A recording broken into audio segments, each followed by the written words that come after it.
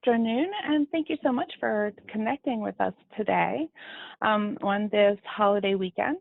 We are pleased to bring you a holiday webinar, a 4th of July webinar, with the expectation that not everybody can go out to be part of 4th of July celebration. So we look forward to giving you something else to do on this holiday weekend, which is, if you're a business owner, we typically have a website. And as website owners, one of the important things to consider is the fact that things break on your website, often without you realizing it, without you knowing it. So we've put together a webinar to go through with you how to fix broken links and broken images. The poll question that we have for today, and this may not pop up on your screen, but really helpful if you just want to put your answer below. Do you regularly check your website for broken links and images? So we will talk a little bit today about what regularly means. You know, does it mean daily or weekly, quarterly, monthly?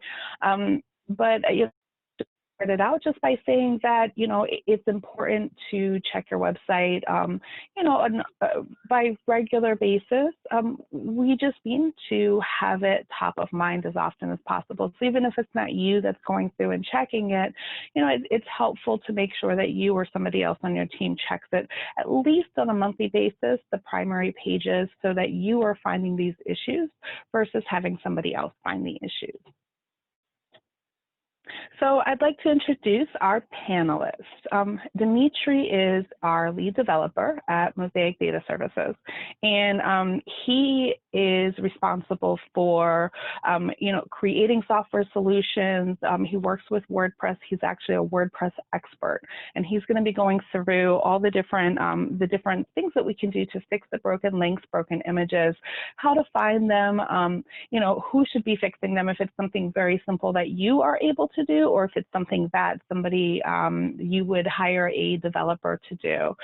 Some of the things that we'll talk about today, they are more complex fixes, just because, you know, they can break your website if you don't do them the right way. But we'll go through and offer some simple solutions to be able to do this. So Dimitri, welcome. Thank you so much for taking the time to join us today. Would you mind just talking just a moment about, you know, introduce yourself, talk about your experience a little bit in WordPress, and then we'll move forward. Hello, everyone. This is Dimitrios from Mosaic Data Services. As Tanya said, I'm working primarily with WordPress and then customized software solutions and customized web applications. In terms of websites, mostly we work with WordPress. We have services around WordPress optimization and you know, modernization of WordPress websites, security around WordPress, and then speed optimization around WordPress. And it's been quite some time that we've been doing this. So we are, you know, familiar with how to fix broken links and how to keep your website consistent. Okay, yeah, excellent. Thank you. Thank you again so much for joining us on this on this holiday weekend. You know, I think we spent, at least on my time, you know, my side, I spend a lot of holidays and weekends fixing issues and working on our website, just as I believe you do. So so for us, I think it's a normal day. Yeah, these are quite quiet periods that allow you to spend some time on you know, parallel things like this, for sure. Mm-hmm. Yep. So our agenda today, so there's so many different areas that I think that we could cover, but just in terms of the broken links and images, we're going to be talking through the types of links so you understand the types of links that are on your site, help you understand the broken links on your site, why they're broken, how to find and fix them, different tools that you can use, and then understanding broken images, and then how to find and fix broken images on your website. So let's get started. So Dimitri, internal versus external links. Can you just talk for just a moment about the difference between them and how each of them affects your website? Of course. So consider a website as a building with you know, directions on where to go. When you first enter the building, you might have a tablet saying, move to the second floor and go to door 101. That would be an internal link. So an internal link would be a piece of text on your website or a button on your website or a menu item on the website that would drive you to some place else but within your website. And imagine a tablet saying that go to the building to the next building, you know, to your right, and then move to the third floor and so on. So that would be an external link. So an external link again would be a piece of text, a menu item or a button on your website, but when you click it, you move to another website entirely. So an external link would be something, you know, that you would put on your website for further reading or to reference some other piece of information on another website, or, you know, to drive your visitor to, you know, a partner's website, let's say. So internal links would keep you browsing the same website, but an internal link would move to another domain or another website entirely. Okay, that makes sense. But before we move on from this, let me ask you a question. What if I own both websites? So they're two different domains, but I own website one and I'm linking to website two. Is that still considered an external link? Yes, we consider internal link anything that's on the same, let's say, for the sake of simplicity, the same domain name. So if I had a link on mosaicdataservices.com on the homepage saying view our, you know, browse our WordPress services, this would again drive me to the same website, you know, under mosaicdataservices.com, but another page on this website to read more. So that, you know, again, if I had two websites, one, if I had analytic design and Mosaic Data Services, and I would link from Mosaic Data Services to analytic design, that again is considered an external link. Okay, all right, excellent, thank you. Thank you, I got it. And all right, so when we have links that are on our website, you know, the links we're considering, they're navigation links, they're links directly inside the copy, they're image links. So if a link is broken on my website, why is that such an issue? I mean, how does that affect my website or my business?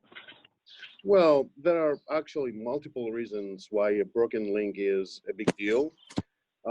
First of all, let's say that you have a link on your website. You have a link, you know, outside your website pointing to your website. Let's say that you have a link on a advertising that is running on AdWords, or let's say that you have an affiliate link on somebody else's website that drives traffic to your website, and this link is broken, meaning that if somebody clicks it, yeah, they're moved into a 404 page on your website. A 404 page is a page that, you know, actually doesn't exist on your website.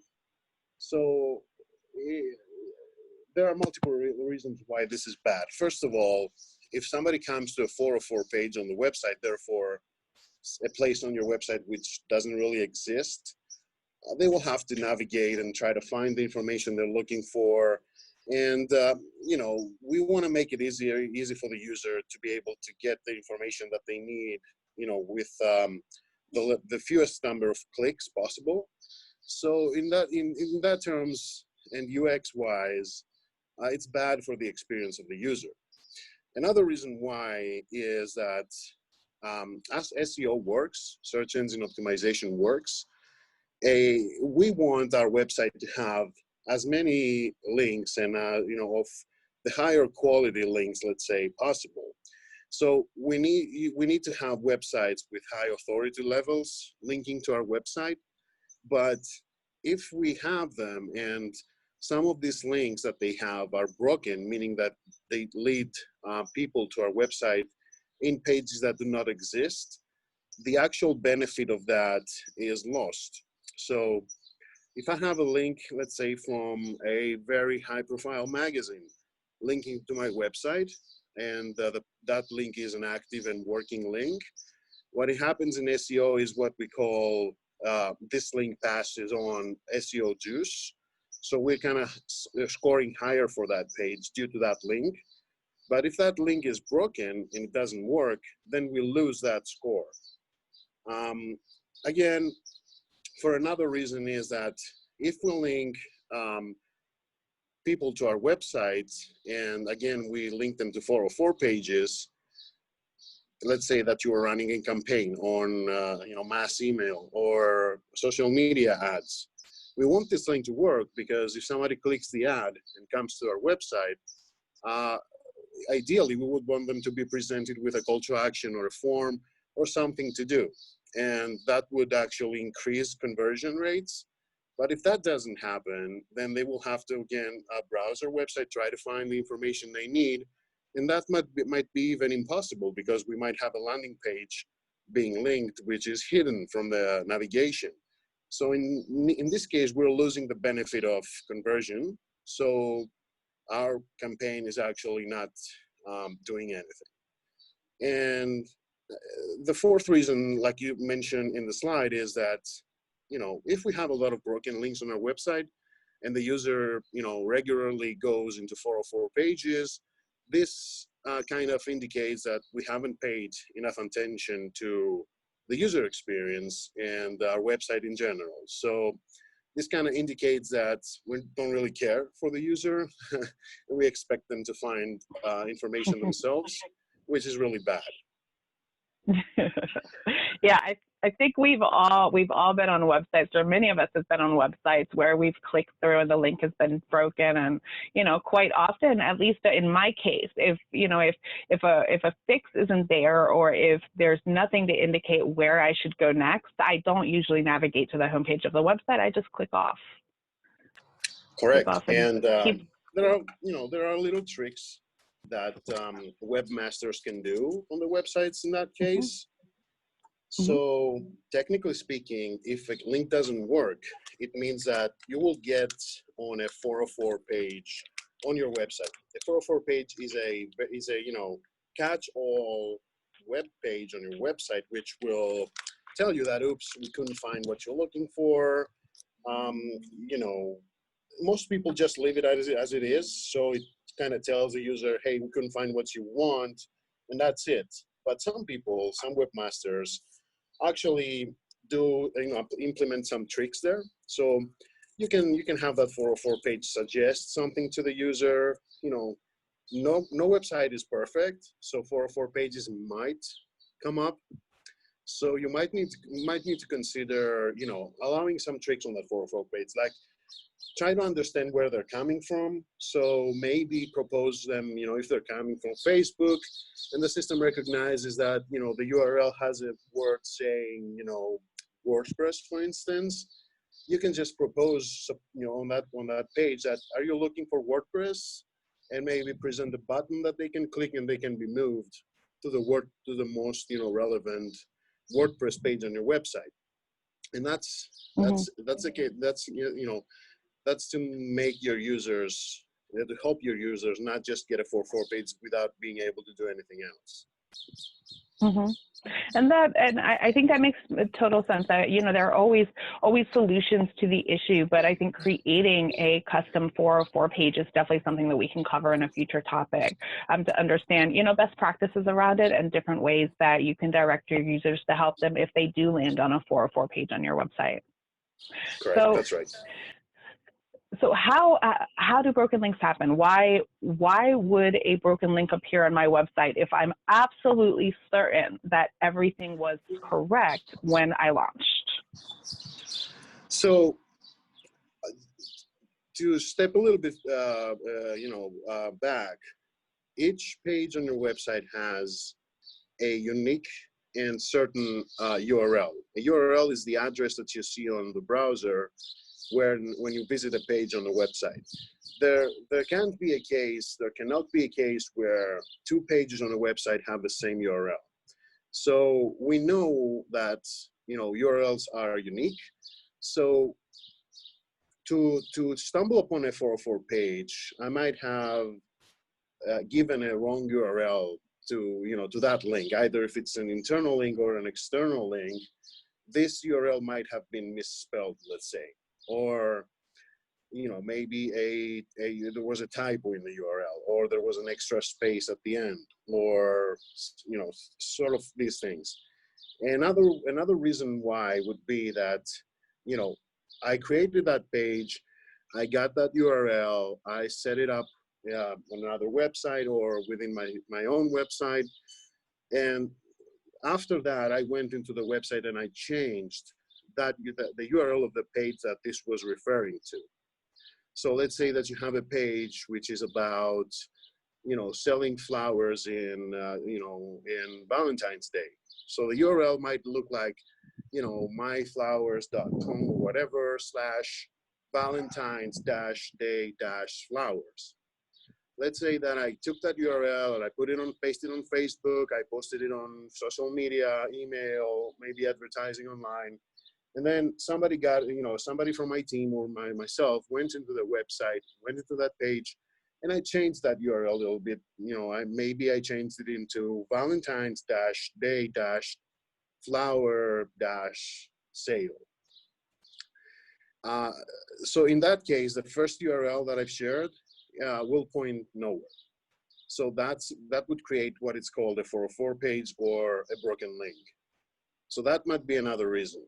And this can be mitigated in various ways, but it's a very common actually reason why 404 pages and broken links exist. So another reason would be that I deleted that page or that file or that image or whatever this URL was pointing to would either be a page on the website or a file within the website and the server. And a reason that this could break is that I went to the server or the website and I deleted the target.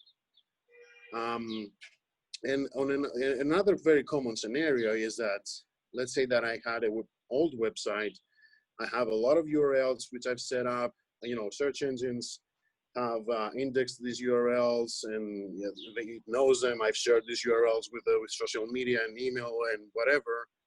And I modernized my website. I changed my website. And, oftentimes, and actually this is a very common scenario, when I modernize a website and the structure changes, almost all URLs on the website change as well.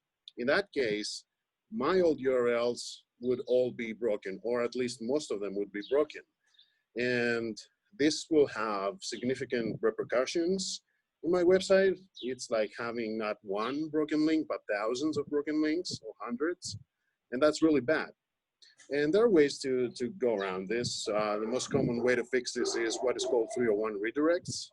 So it's a map of old URLs to new URLs. And you actually tell your server that this old URL should be translated into this new URL. And this way you can keep your URLs in place, from the outside world, and your server will handle translating them into the new URL so they're not considered broken and the user actually goes to a page that they should have gone to. Okay. All right, that makes total sense. So then let me ask you a question here. So if broken links are bad, and then there's a chance that I'm going to miss a broken link and somebody's going to go to a 404 page on my website, should I just put a minimum of links in my content then? Should I not be using that many links if they could break? Well, you cannot avoid links on your website, let's say, and without even you knowing it, there is a significant amount of links on your website anyway. For instance, everything that's on your navigation, the main menu of the website, is a link.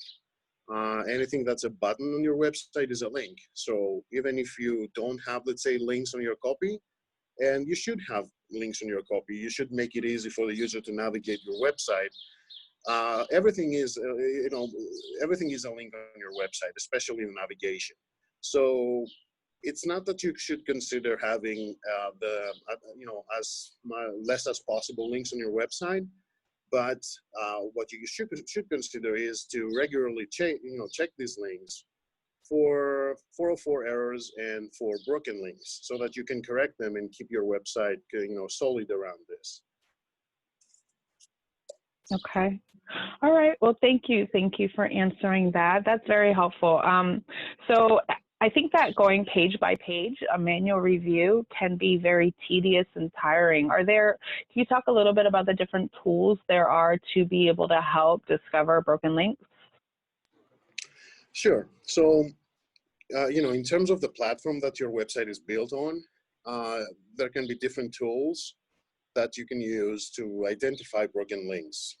There are tools that work with any platform, any website platform, but there are platform-specific tools that you can use. For instance, if your website is built on WordPress, there are plugins that you can use, like Broken Link Checker, which will make a list of the links on your website that it can find, and it will actually check these links, in terms of them being active or throwing 404 errors. So and it will tell you where these links are on your website, so you can go in and fix them.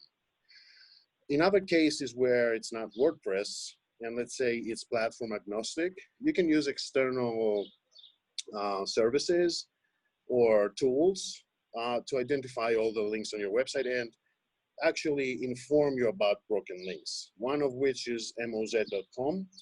This is an SEO tool primarily, but one of the features it has is a broken link audit menu, where it will tell you, that these links are broken on your website and you should fix them and where they are. Another very powerful tool that almost every website should have is the Google Search Console. This is a free tool for Google that will, vet and audit your website regularly for around various parameters, one of which is speed, one of which is security, search performance, but one of these tools is actually a link monitor that it has, and it will tell you that these links on your website lead into a 404 result, which means they're broken. And it will have a list again with these links that you can go in and fix. There are other tools around the web like ahrefs.com, W3C Validator. Of course, there are other tools like brokenlinkcheck.com, deadlinkchecker.com, or drlinkcheck.com, which will do the same thing. They will audit your website, and that will tell you, these links on your website are broken, go in and fix them. And these are the automated tools that you can use, but you can always go in and check the links yourself. This would be viable in smaller websites when you don't have hundreds of pages, let's say, in your website, so you have to go, one by one. But if you have a smaller website, you can just, do an actual check on the links yourself and find out if they are broken. In any case, you should consider not deleting anything on your website without first keeping in mind that when you delete something on your website, you have to think what the result would be, if there will be broken links, if there's any reference to it on your website, so that you can avoid this, prior to fixing it. Okay. All right, that's very helpful. So if a tool has identified that I have broken links on my website, what are the best ways for me to fix these broken links? Right, so it depends, I guess, on the situation of the website. So there might be cases where you can just go in and change the URL, let's say, of the target of the link, if it's an internal link. But again, it depends on whether you have shared both the old or the new URL. So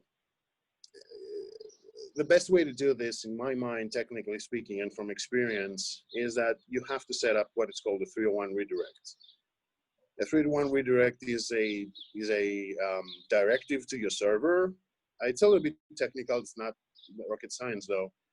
It's a directive to your web server telling it that whatever URL comes that looks like this, you should translate it to that.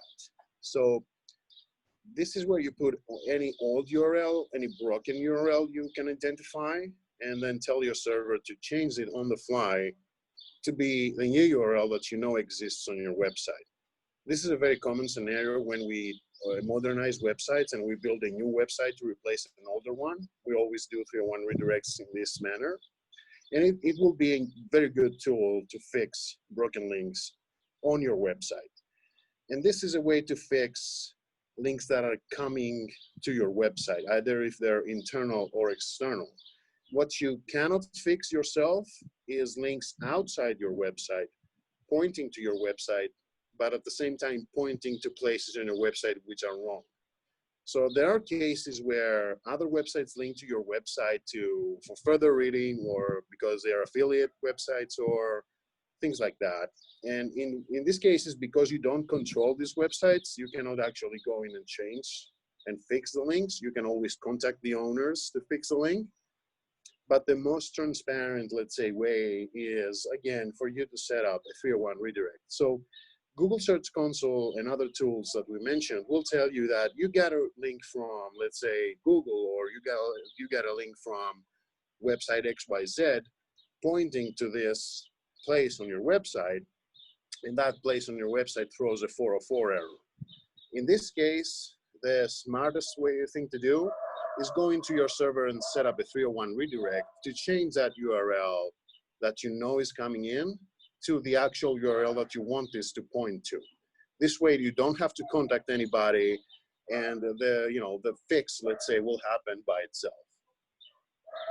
And this redirection doesn't always have to be through htaccess. Htaccess is the best way, the most robust way to do this. But you can always use a plugin like Yoast Pro or Redirection to do your work for you. Okay.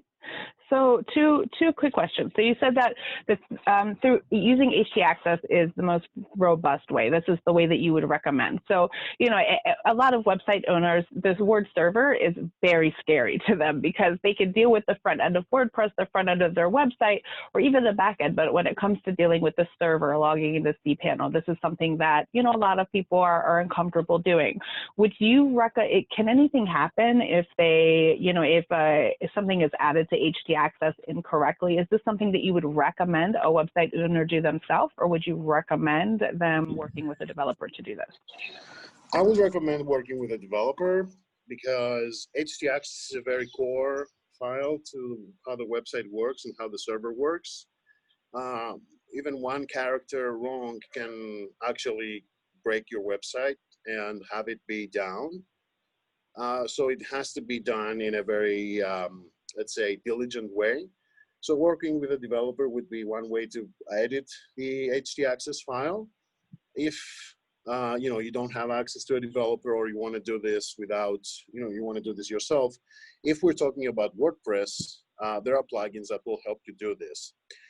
My recommendation of htaccess over plugins comes for the reason, that in some cases, plugins can break and stop working. And if you have implemented these redirections in these plugins, then the redirections would stop working as well. But on the flip side, if you do this on htaccess and you do this correctly, this will just continue working, and you won't have to, think about plugins not working and situations where, a plugin's code is bad and stops working and stuff like that. htaccess will always work. It's a very core file to Linux servers, web hosting services and packages. Mm-hmm. Okay, so when implementing through htaccess,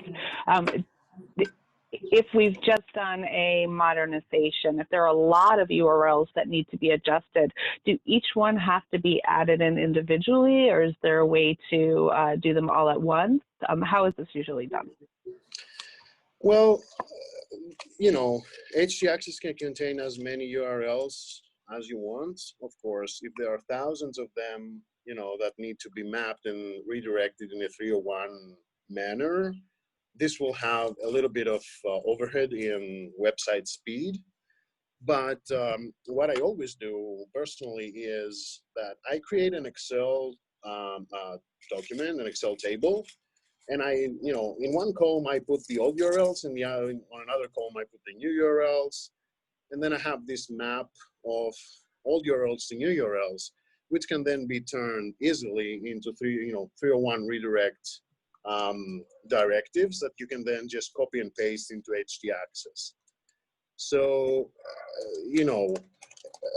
it's not just technical. Having a map like this will help you understand how the website changed, while you're modernizing it or while you're changing it. So it's going to have, you're hitting two birds with one stone. Like, you're mapping old situation, you're mapping the old status of your website to the new status of the website and structure of the website. And at the same time, you can convert this into 301 redirect commands that you can then just copy and paste into htaccess. Okay, that sounds good. So it sounds like organization is key as part of this process. You have to make sure that you maintain, a solid record of the changes that have been made, especially if you're changing a lot of URLs. Would you suggest keeping track of these on a regular basis? So if one link breaks today and I make that adjustment, would you suggest that I keep track or a spreadsheet, something similar, or once I make the change, I don't really need to think about it again? My suggestion here is that whenever you change a URL on your website, either if it's a URL for a file, a PDF file, let's say, or if it's a URL for a page on your website, even at the same time that when you're doing that, at the same time you should be recording that change. So it should be a habit to know that if you want to change a URL on your website, you have to remember what the old one is and then remember what the new one is, just so that you can set up a redirection either through a plugin or htaccess. It's very important. If you don't do this, you'll have these UX problems that we were mentioning. You'll have SEO problems, search problems, broken links. It's going to be a lot more problems to handle, and the workload is going to be much higher than just keeping that information, that just going in and fixing it. That makes total sense. And I think that, we don't all do the work necessarily ourselves. Sometimes we'll have a team that works on this, or we'll start working on it, and then slowly we'll add people to our team. And I think it's always helpful for the team to know, what has been changed in the past, so that they can keep an eye and make sure that there are no future issues. And also, if the team is making changes, making sure that everybody is keeping their changes in a single location, so that if an adjustment is made and for whatever reason it's not made correctly, or another adjustment needs to be made in the future, like there's a clear path as to what's been changed in the past and then what's being changed now. You're absolutely right. And this is a situation that we most commonly see in website modernization projects, where you take an old website and you convert it into a new website.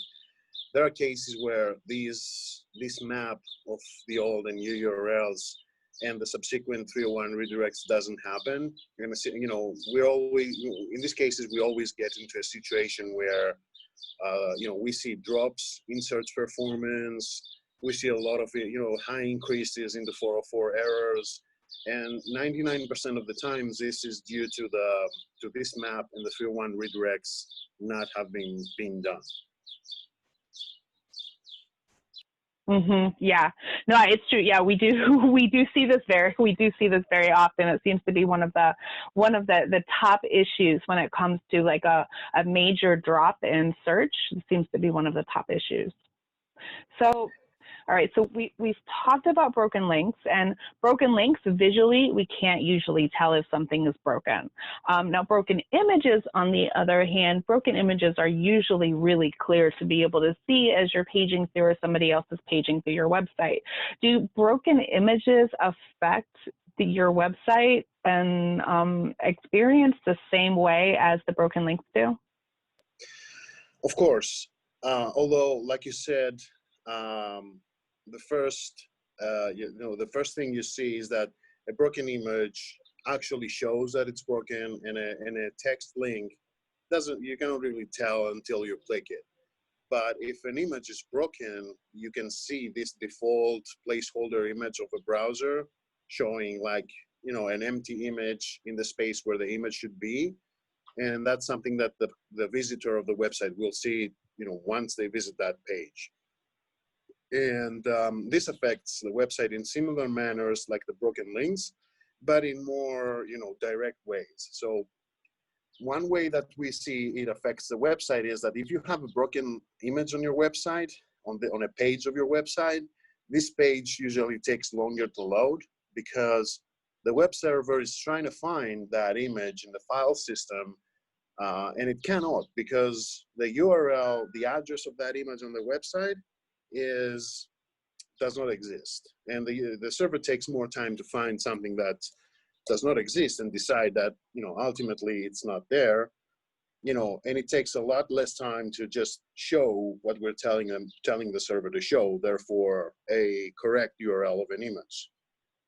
So speed is highly affected with broken links. And, you know, as we all know, when you search for something on Google, it doesn't only show websites, it shows images as well. So the more broken images that you have on your website, the less exposure you will have in search for these images as well. Maybe the most intimate way that you see broken images on the website is due to user experience, because you visit a website and you don't see images. You see little boxes with a question mark in the middle, showing that there is nothing here. You know, I cannot show you any image, but the placeholder is there. That also affects the look and feel on your website because, you know, they're not on a website. We don't just have images that are next to text, you know, blended with text. We have images as background images. We have images in sliders. We have images, you know, in parallax backgrounds. So if any of these images is broken, the whole look and feel of your website is, you know, negatively affected. And again, the more broken images we have, the less, you know, it's indicated that the less attention we have paid to, you know, have a solid website and have a website that looks good and works well. Therefore, visitor trust. So from a design perspective, I think that, you know, a lot of thought goes into the original design and when making design updates at a later time. And, you know, an image speaks 1,000 words. A lot of times we'll use images on our websites, like you said, with text, or, you know, with text beside it, and the text itself doesn't make sense unless the image is there.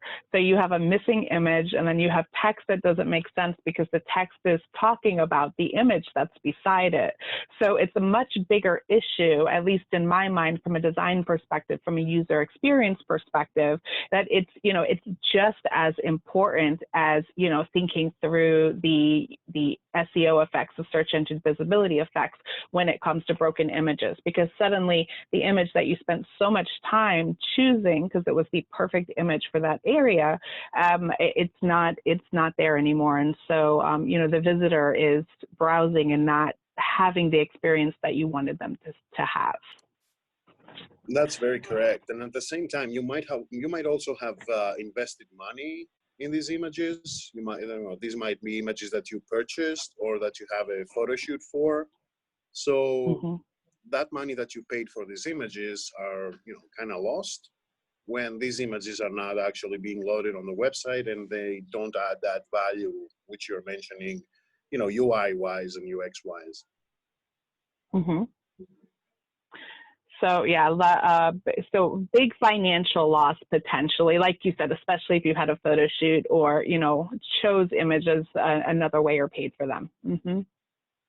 So how do broken images happen? Is it, I mean, it's a broken link, so similar to broken links, I'm sure that many of the same causes are there, but there are other reasons that an image might break on my site? Of course, you know, like with the previous type of images of links that we mentioned, everything on a website is, you know, every target, let's say, of a website is marked with a URL, a web address. So even images on the website have their own URLs, but instead of pointing to a website page, they point to an actual file on the server. So like we mentioned with the standard links, the text links and the web links, the same thing happens with the images. So to have a broken image on our website, it means that the URL target that we've specified either doesn't exist or is misspelled, or there is another reason why this image cannot be rendered on the website. So among the most common reason is that the target URL of this URL image is not correct. So we specify an image on a place on a website which the URL that we write doesn't really point to the file on the server. It might have a character being wrong, or it might have a space in it, and it doesn't point to the place on the server where this image is. Modern platforms like WordPress don't put you into this situation. This happens mostly when development-wise you write as static HTML code. Most modern platforms like WordPress allow you to just select an image from the gallery, and it calculates this URL. It knows this URL by itself. So it's not really easy to do to do something wrong there. It's highly easy to do something wrong when you're writing HTML code though. Another reason is that this URL, used to point to the correct file on the server, but the file has changed. So somebody may have gone into the server and deleted the file, or somebody, might have renamed the file on the server. In this case, all the URLs pointing to this image should have been updated as well. But if that doesn't happen, then this image would be shown as broken, even if the file of that image would be on the server, but the URL would be pointing to something else, and that's a broken link. That's a broken image link. Another reason why would be, if, let's say, we had a caching mechanism on the site, and, caching is a temporary, let's say, memory space of your browser when it remembers when things should be on your website, so it doesn't ask the server, each time. In this case, if you change something on the website, the browser might remember the old URL and try to load that file from the old URL. But let's say that you have gone into your website and you change something. You change both the file name and the URL that pointing to it. But some user's browser cache remembers the old situation. So that browser will try to load that image from the old URL, and that would not work. In these cases, we always remember to clear our website's cache when we do changes like this. So the users visiting the website get a get an instruction from the server. Their browser gets an instruction from the server to clear, delete what it remembers about this, and get the latest, information from the server directly. And maybe the most common reason why images are not loaded well and are shown as broken on a website is usually website's code. There are cases where developers do tricks with the code, on how images are being loaded on a website, which sometimes are outside the guidelines, and they cause, images to break. Not to go into technical details, I would just say that, usually bad implementations of lazy loading images, like not loading all the images at the same time when you visit a page, but, gradually loading these images as you scroll down. Bad implementations of this process might lead to broken images on a website, and that's wrong. So, I would consider broken images and broken image URLs in a similar manner that I would consider the static links, the web links, like we mentioned, the first type. It's similar reasons why they would lead to broken images situations. Okay, and that makes total sense. And thank you for the detailed explanation. I think sometimes it's easier to understand something if you can understand the process behind it. So understanding, what's happening when you're adding a website, when you're adding an image to your website, or somebody's clicking on the image is very, very helpful. So you talked a little bit about website code, about the fact that the bad implementation of code can cause issues. So bad practice coding, basically. So what about plugins? So if I add a plugin to my site, does that count as website code if it's not a good plugin? Because I know that there are a lot of plugins that are specifically created to handle images. Can a plugin break my image? For sure. Plugins on WordPress are code as well. And, there are millions of plugins out there for WordPress. And again, it all comes down to quality, the quality of how each plugin has been built and how considerate it is around such scenarios. For instance, you might stumble upon a plugin that has not been updated for years, and something might have changed in how we handle images around the web.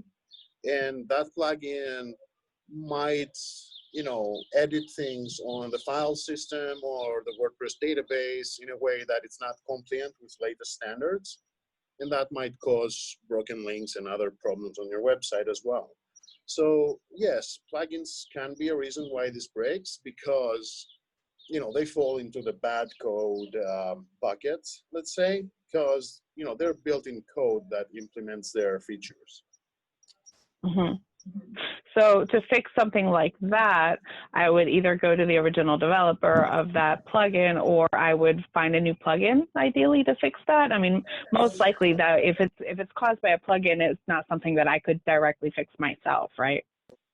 Yes, you would need to have coding knowledge to fix something, Mm-hmm. and it's almost never never a good idea to edit a plugin's code on WordPress, because the next time you update it, your change will be lost. But Mm-hmm. going to the original developer is one way to do this. Maybe replacing this plugin with another is another way to do this. But there are times where a plugin becomes so important to how your website works, where you might not be able to change it with something else. So you might need to go into the original developer for support. And that's why when we choose plugins for WordPress, we always try to choose plugins which we know are supported, highly rated, or even premium, so that we can have this support option when the time comes. Mm-hmm. That's really good information, and I think that's another topic that we'll definitely cover in the future, is how to make sure we're choosing good plugins to go along with the theme of our website. Just as a final on that particular topic, if I'm choosing an image plugin, it doesn't matter whether it's free or paid. In your opinion? There are very good free plugins. The community of WordPress is all about free and open source code. But even if you try to find a free or a paid plugin, you always have to vet them in the same way in terms of rating. What's the last time it was updated? Is their support responsive online? Do they answer questions? Do they update the plugin often? And the same goes with paid plugins as well, because that's an indication of a healthy support situation behind the plugin. Mm-hmm. Okay. All right. Well, thank you very much. So just moving into ways to find broken images and ways to fix broken images. So obviously, if broken images are broken links, and then in most cases, it seems like the broken link checkers that we've already talked about would be effective. Is this the case, like, will broken link checkers also always find broken images, or do I have to use different resources? Most of the times, the broken link checkers that we mentioned will also tell you about broken links. And mainly because broken links are mostly, broken images are mostly coming from broken links to their file names. Broken links checkers will tell you about images as well, but there might be situations, especially with code or situations with, deeply, tinkering with how the browser works and how HTML works. In these cases, these broken link checkers will not tell you about broken images. And it all comes down to visual, sampling on your website, let's say. So the best way to be sure about this is to try to render and browse your website yourself. I mean, if the problem is big and if there is a central reason why your images are broken, you're probably going to see a lot of broken images on your website and not just one. So you'll see the problem right away. But if there's just two, let's say, images on your website, it's always a good idea to just browse these pages and try to see if you can find an image not being loaded. Of course, there might be situations where you know what image would be loaded on each web page, so you can easily tell that something is missing, like sliders or background images or parallaxes. But there might be cases where, depending on how the code is built, and if you don't remember that this is a place where an image should be, you might just see blank, right? And that falls into knowing how your website was supposed to look, so you can sample the website visually and see and perceive and notice that there was supposed to be an image here, but it's not. So I have to check why, right? So, okay, so then for broken links, the broken link checker softwares, they're effective in most cases. But for broken images, even if you run the broken link checker, it's still a good idea to go through the pages manually just in case something didn't come up in the broken link checker because the image is broken, not because of a link, it's broken for another reason on your site. That's right? That's right.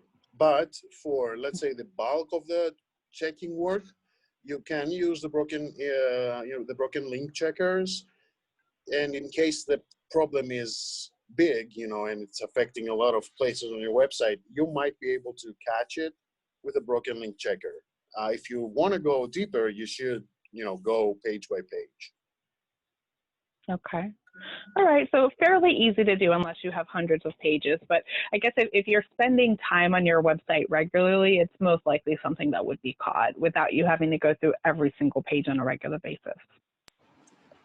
Correct. And, again, if you don't deeply change things on your website, regularly, like files and code, this thing would probably not happen. But if there comes a case when you know that significant changes are being made on your website in terms of code and plugins and structure, it's always a good idea to start sampling, your website to find broken images. Okay. All right, so that sounds like a 4th of July task for for many who are off 4th of July. So that's right. To fix the broken images, fixing the broken images, are we doing the same things as we're doing to fix broken links, or in some cases is a good idea to have a developer fix the issues? Well, the first thing that you need to do is try to fix it yourself. So in most cases, a broken image comes down to a broken link pointing to it. So you probably need to fix that. And the first thing you need to do is find where this image is being loaded and look into, the link of this image, if the URL of this image there exists and works.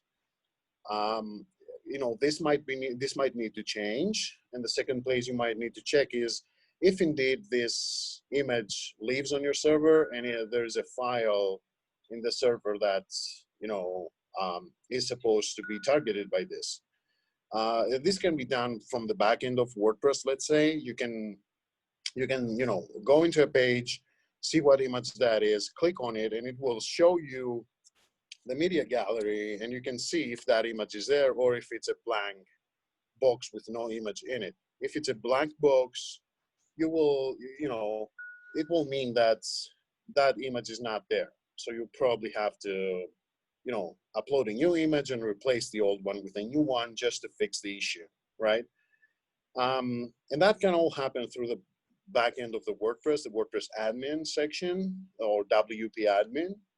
And this is a case where everything works well, but the target URL of this image is wrong. There might be cases though where something on the code of the website, either the theme, the plugins, or maybe modifications that development has done, the website is causing these broken images. In this case, you will probably need to take this issue to your developers so they can, trying to understand why this is happening and make the necessary updates to the code. But it's always a good idea to have, WordPress core, your plugins and themes always at the latest version, because there comes times where, plugin developers or theme developers find out about a problem that might cause such issues, and they update the theme or the plugin.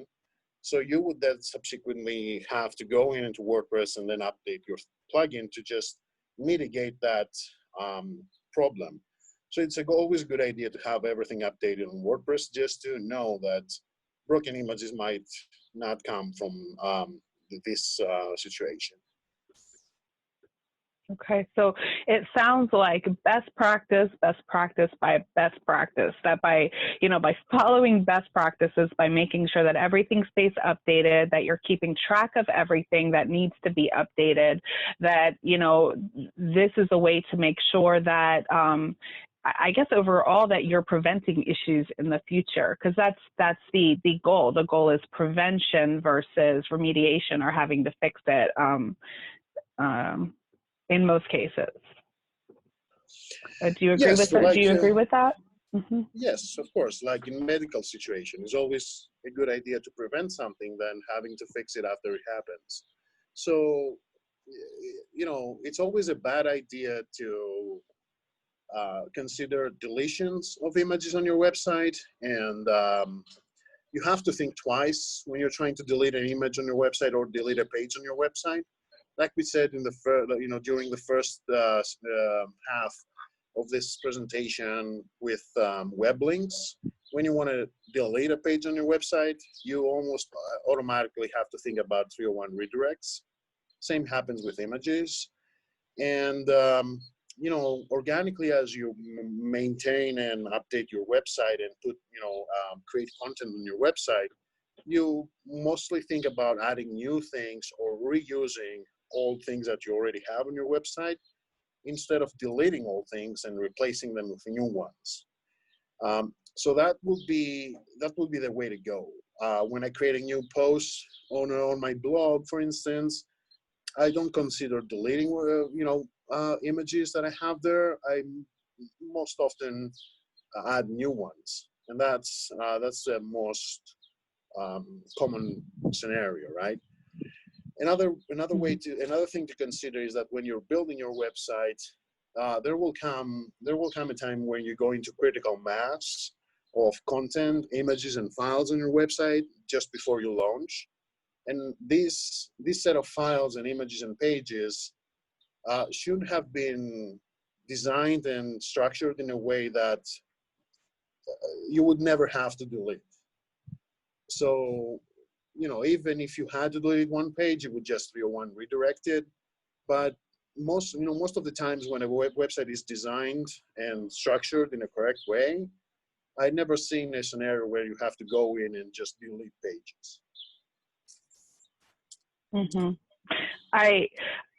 A lot of times during calls or support questions, sometimes the person that I'm talking to will say, well, that old blog isn't relevant anymore. I'm just going to delete it. And so that is not best practice, right? Like what's your suggestion if the information that was in the blog is no longer relevant? If they're not going to delete it, what else would they do with it? Or if they did delete it, what would be the next step?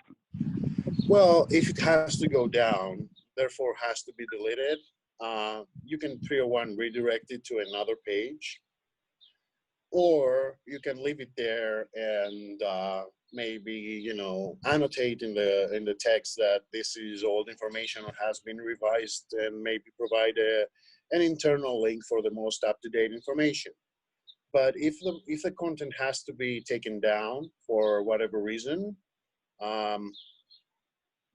just before you delete it, you always think about 301 redirects and redirecting that to a new place on your website, which makes sense.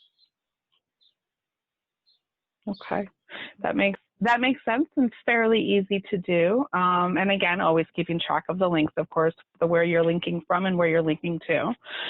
Some plugins, such as Yoast Pro, will do this automatically for you. So there's a process that'll happen on the back end where when you're making this adjustment, it will then ask you if you want this to redirect.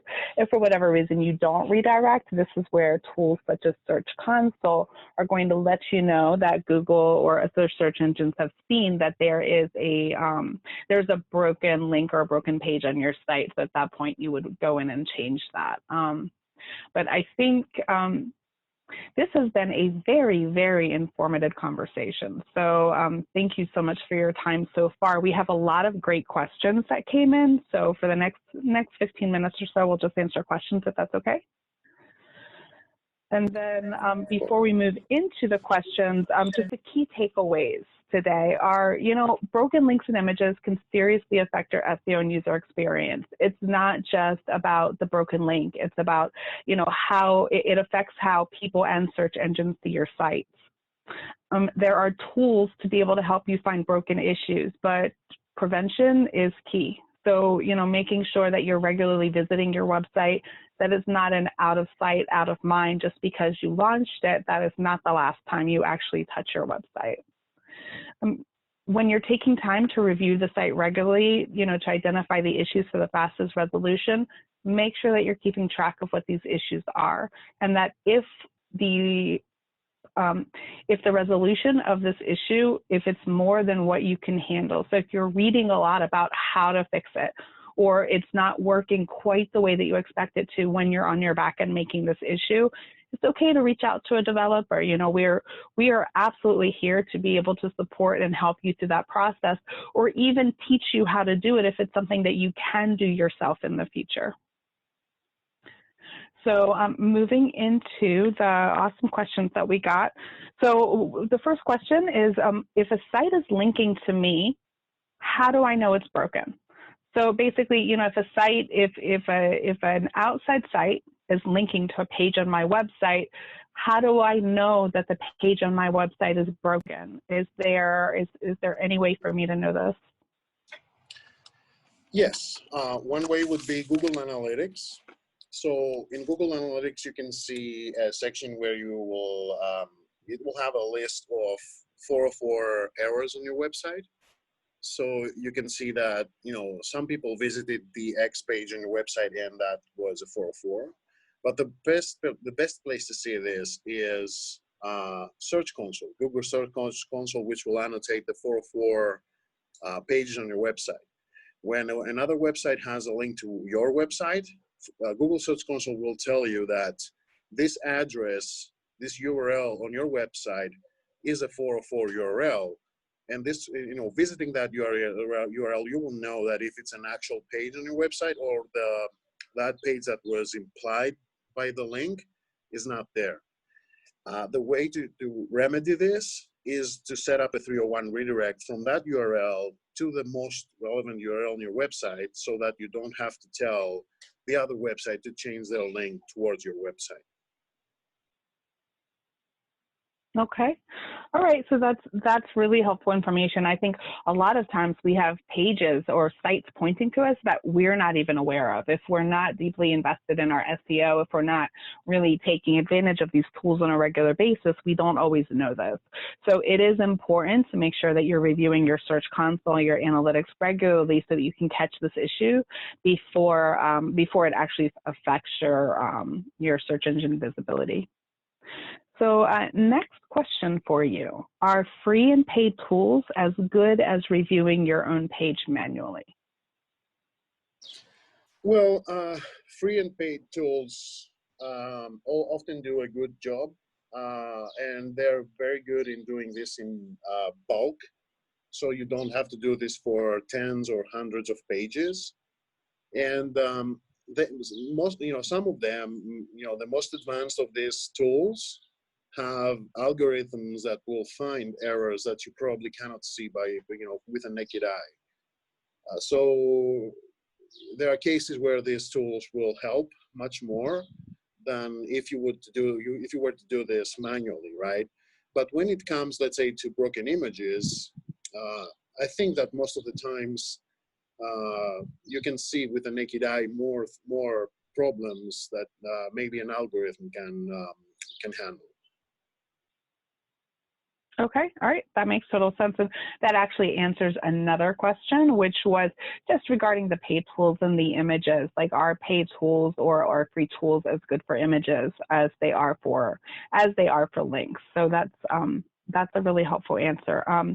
So if say we're going to create a custom 404 page. So by custom, I assume what's meant is, we're adding in specific areas that are redirecting to other pages or other ways that, you're adjusting or making that 404 page better. How long does it take you to create a 404 custom page? Like, is that something that everybody should think about, or is the time typically not worth it? Custom 404 pages have there are two ways you can do custom 404 pages. One way would be to have a 404 page which looks good to the user and maybe has some static options on it, regardless of, the request on your website, let's say.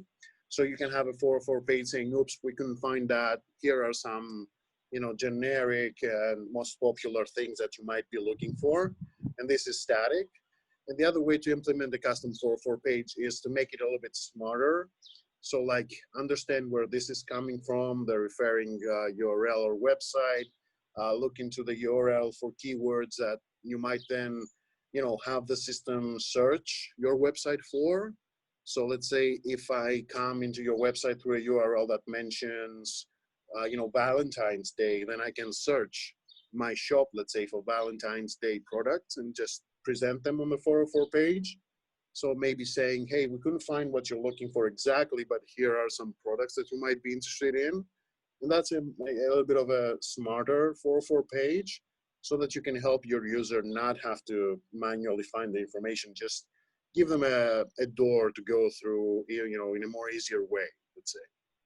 The first one would not require so much time. There are plugins on WordPress that can do this, or there's some not so much development work that will go into building a static 404 page. But the second one is a heavier development work to build, because it would also, implement business logic around how you want to do this and how you want to search and what you want to present. Mm-hmm. So that's really neat. Using it as a potential sales tool, either, by using a plugin or having a developer help you think through what the best next step. I think that's really, really neat. There's so many different ways to be able to use a 404 page, and there are a lot of really good ones out there, even though we don't see very often that 404 pages have been customized.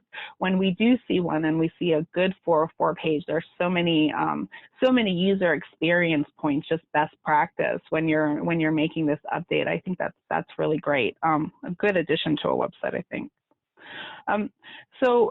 Could regular normal updates, so by regular normal updates, I'm thinking about your theme updates, your plugin updates, could these be a cause of broken images or broken links on my pages? Yes, there is a case that, updating a plugin or the theme might cause broken images or even broken links on your website. It all depends on how the theme and the plugins are built and what they do with your website. So yes, there might come a case where you have a lazy load, let's say, plugin that hides images and then gradually loads them. And the latest update is either incompatible with the rest of your plugins mix, or the theme, or the latest version of WordPress, and it cannot really work.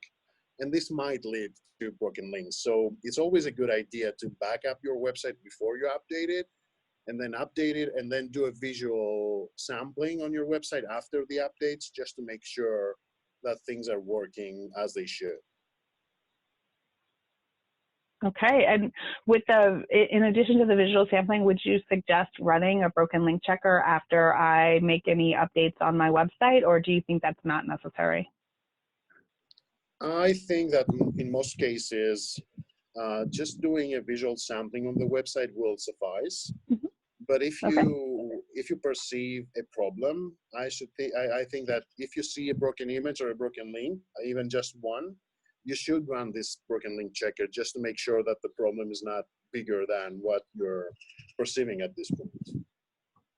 Okay. All right. That makes total sense. So best practice step. And then the last question that we have for today is, if you have a WordPress site and your WordPress media gallery is where your WordPress is where your images and files are seen, can you tell in your WordPress library if an image is broken, or is this something that would likely just be seen on the site itself? So browsing your WordPress gallery and seeing a broken image there would be one of the two, will be an indication that one of the two reasons why an image is broken is happening. And that would be the file is not on the server, so it cannot really find the file, because the WordPress gallery points directly to the file on the server, and this is a source of truth, let's say, for the URLs. So if you see a broken image on the media gallery of WordPress and it's blank, this means that probably the file on the server cannot be found. But that doesn't mean that if you see a file on WordPress gallery being there and you can see the image, it doesn't mean that there might not be a case where you have a broken link on the rest of your website's code or pages or content, which is wrong or misspelled or points to something different, therefore pointing to a broken image, right? So if the image is on the media gallery and it shows, it doesn't necessarily mean that there is no other broken image code on your website. Okay. All right. Yeah, I think that makes total sense. Well, we have come to an end of our questions and an end to the webinar today. Dimitri, were there any other thoughts before we jump off today that you wanted to cover? Anything else that you wanted to say from a best practice perspective or from a developer perspective in terms of broken images, broken links, or just general best practices to follow around this area? Yeah, I would say that broken images and broken links are part of what we call, vanilla design and build of a website. So what I mean is that when you build a website with a plan and you build it in a correct way and step by step, and you have a structured way of implementing that on your website, this is a shortcut to not having problems like this. It's not only about broken links and broken images. This mentality of building a website will help you avoid a whole big list of other issues that might come up. And that's what I would recommend, to start building a website after there is a design and there's a structure and there's a plan in general on how to build it. Very, very, very good advice. Well, I look forward to having you on in the future, and thank you again so much for your time today. Thank you for having me, Tanya. It's always good. Yes, it is. All right, excellent. So I hope everybody has a wonderful weekend. We're going to go ahead and close out now, and thank you again, as always, for joining. We look forward to having you on for future Working Lunch webinars. Bye-bye, everyone. Happy 4th of July. Bye.